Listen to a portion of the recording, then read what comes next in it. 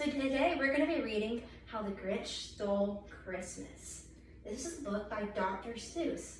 Have you guys ever heard of Dr. Seuss before? No? Okay. Well, Dr. Seuss is a really popular children's book author, and he likes to use silly words and rhyming words, and he makes some pretty cool stories. So, today we're going to be talking about problem and solution. Does anyone know what a problem is? We know what a problem is, right? What's a problem? Do you know, how would you describe a problem? Something that can't be fixed. That's right. And then what's the solution? To fix it. That's right. So we're going to use our predicting skills. And looking at the title of the book, How the Grinch Stole Christmas, looking at the illustration, that's the Grinch right there. What do you think this book might be about? Christmas. Christmas. Christmas? Yeah. And why do you think it says stole Christmas? What do you think the Grinch might do? Trying to take Christmas away from children? Yeah, that's a pretty good idea. What do you think, Papa? I think he's trying to take Christmas away from Yeah. Well, we'll read the book and we'll see what happens. Are you ready? Yes. Okay. How the Grinch Stole Christmas by Dr. Seuss. For Teddy Owens. Every Who down in Whoville liked Christmas a lot. But the Grinch, who lived just north of Whoville, did not. The Grinch hated Christmas, the whole Christmas season. Now please don't ask why. No one quite knows the reason. It could be his head wasn't screwed on just right. It could be, perhaps, that his shoes were too tight. But I think that the most likely reason of all may have been that his heart was 2 sizes too small. So, reading that first page, here's the Grinch. What's the Grinch's problem? Does he have a problem yet? His heart is too small. His heart is too small. Does he seem like he likes Christmas?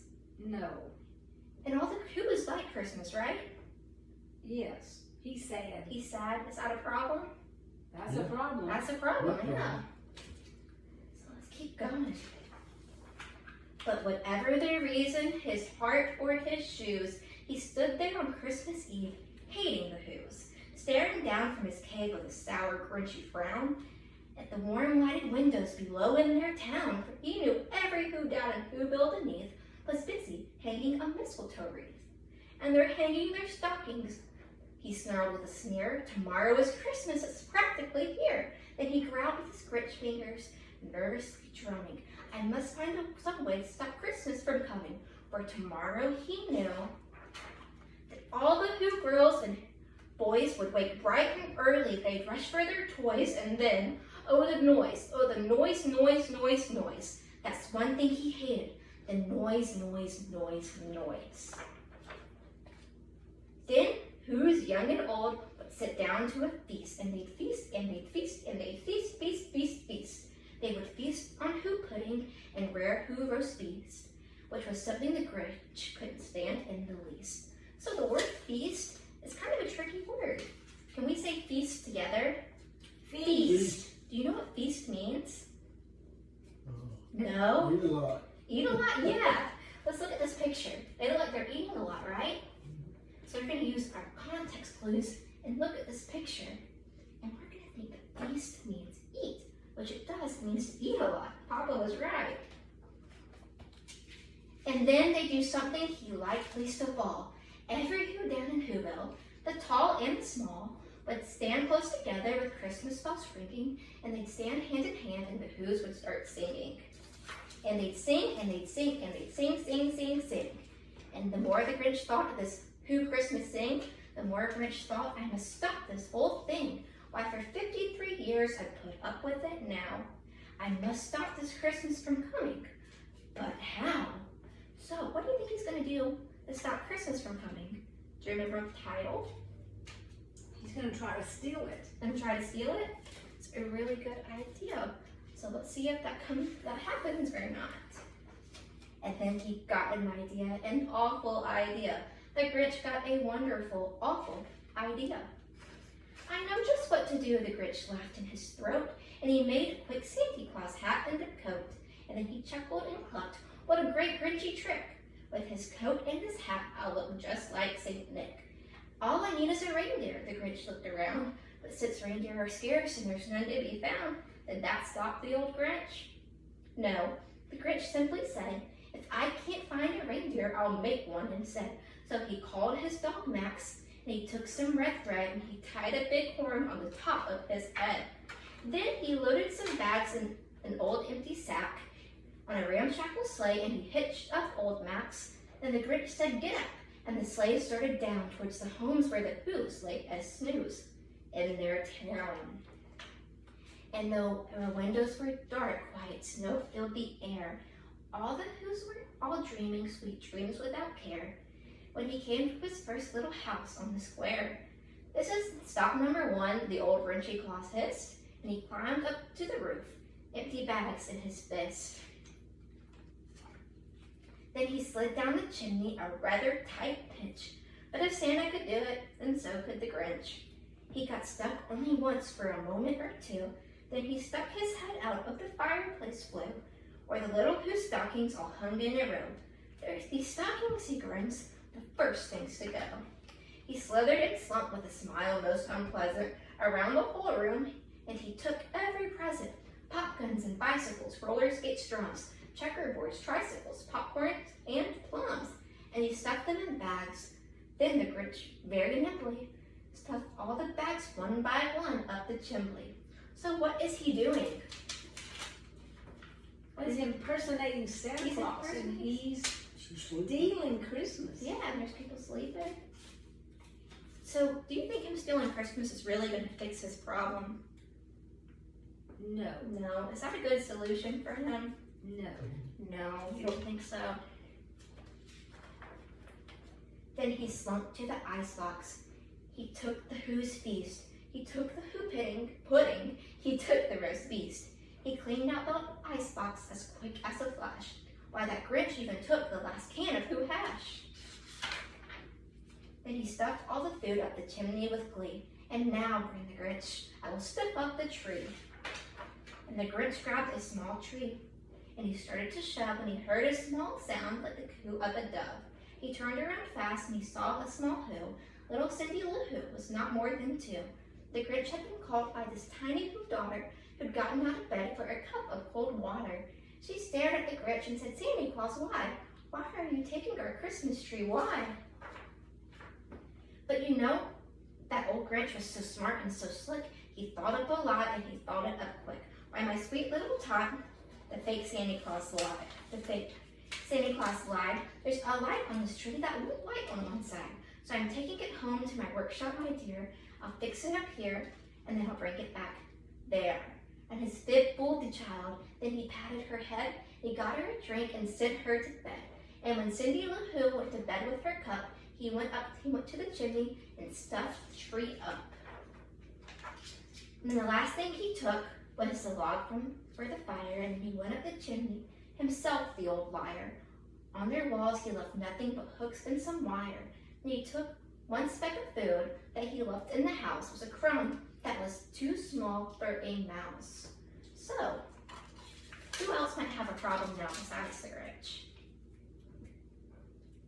The people that live there. Yeah, the Who's. And what's that problem?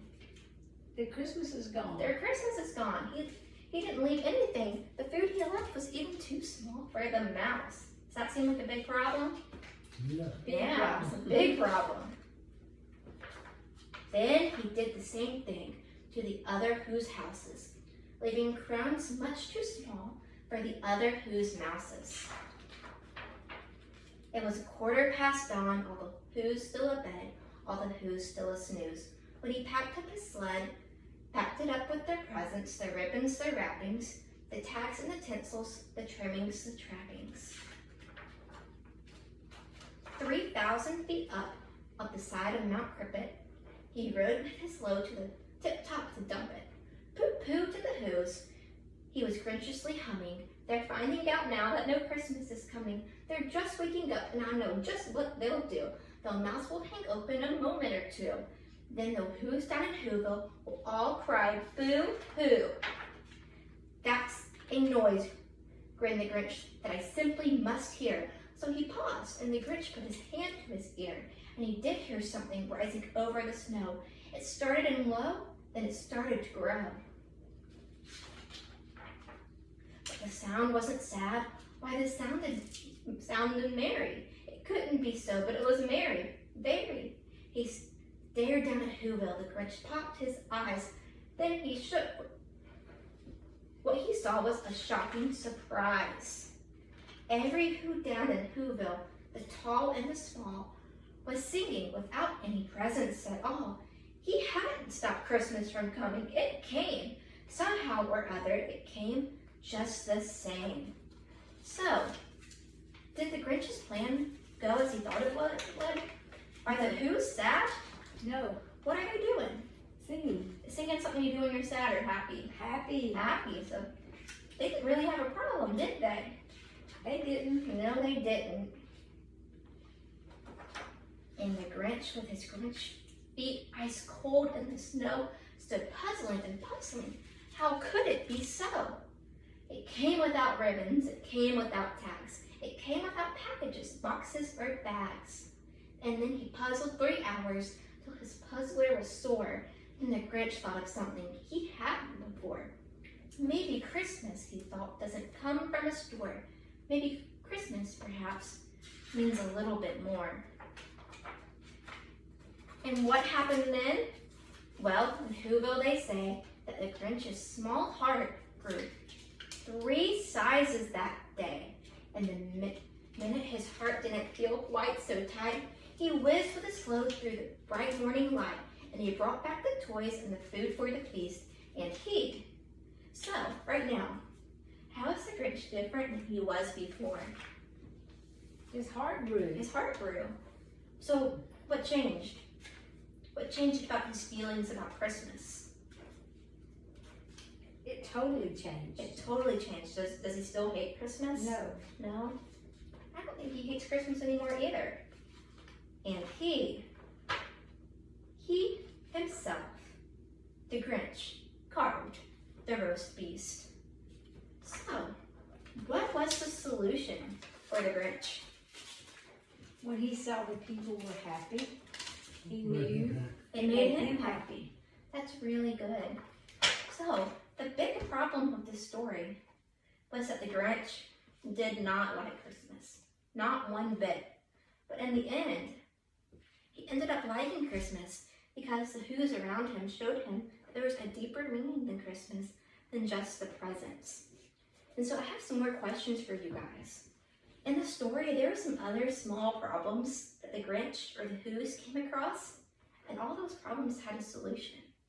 So I'm going to ask you guys some questions, and I'm going to let you think about it for a minute, and then I'm going to let you talk to your partner. So Grandma and Papa will be a partner pair, and then you'll tell each other your answers, and then I'll ask you what you're thinking. So one of the problems in the book was that the Grinch, he didn't have a reindeer when he was trying to impersonate Santa Claus. What was his solution to that problem? I'll give you guys a minute to think about it. That's when he dressed up the dog. Put a horn on his head. Are you guys ready? Mm-hmm. Who wants to answer? I will. Grandma wants to answer? Okay, Grandma, what was the solution to his reindeer problem? He chose a dog and put a horn on its head You put a horn in his head. to make it look like a reindeer. That's right. So that fixed his problem, didn't it? For a lack of a reindeer. For lack of a reindeer, yeah, it did. And then there was another problem. Do you remember when he was stealing from all the houses? And Cindy Lou Who woke up out of bed and she asked what she thought was Santa Claus, why he was stealing the Christmas tree? What did he do? What was his solution to that problem? I'll let you think about it and then I'll let you talk to each other. He told her that the light on the back of the tree needed repairing, so he was taking it to his shop. So he told her a lie. Okay. You guys ready? Mm-hmm. Who wants to answer? Grandma? Okay. Go ahead, Grandma. He told her that the tree had a faulty light on the back, and he was taking it to his shop to repair it. But he told her a lie. He told her a lie. He told her a lie about the Christmas tree. Mhm. Did she believe the lie? She did, because she thought she was talking with Santa.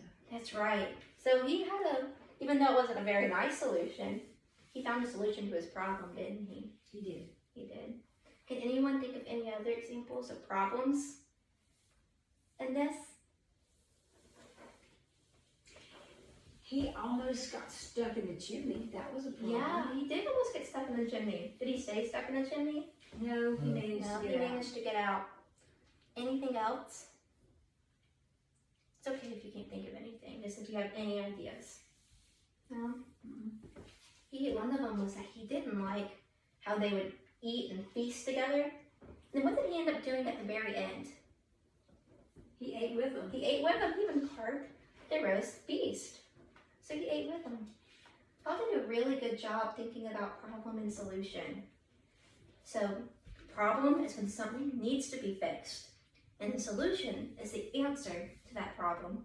It may not always be the answer you want it to be, but it's the answer. And so, were your predictions right about this book? Do you remember what you predicted at the very beginning about the Grinch? He wanted to steal Christmas, but he really didn't. That's right. He felt left out, didn't he? He did feel left out. That's a really good point, Papa. He felt left out, and that's probably why his heart was so small. But did he end up getting included at the end? He did. You think that's what fixed his heart? That's what fixed his heart. That's what fixed his heart. You guys are right. And thank you so much for listening to this book and answering all these questions. Good job, everybody.